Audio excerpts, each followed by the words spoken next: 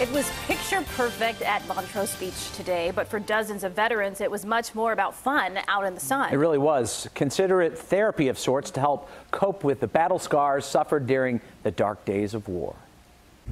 You ready to go swimming, bud? Doug Kolar and his service dog Santana walked toward Lake Michigan. Wonder if you can fit in a kayak, pal. But even before getting into the kayak, Santana splashes around.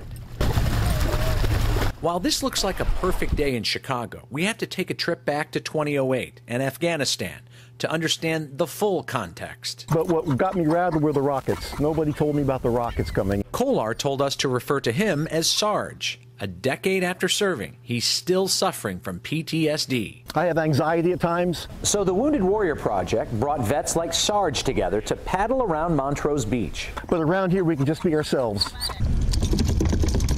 Sarge and Santana finally hit the lake for a relaxing cruise on the calm water, a brief respite from the traumas of war. It's nice to see people who are like me, I consider normal.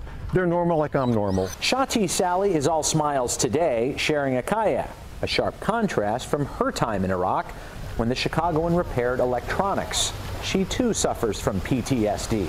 This helps me to relax because I'm around people who understand. Not all wounds are visible.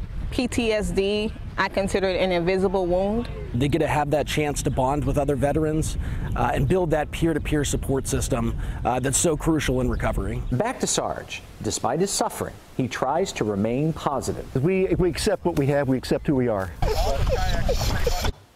The timing of this Wounded Warrior event is no accident. On the eve of the Chicago Air and Water Show, it can prepare them for loud noises in the city over the next few days that could be upsetting to some veterans. That makes a lot of sense, and It's nice they have a program like that for them to kind of get over that. Right, to make it a priority. So many of them need this help. It's great to see it. Yeah, no doubt.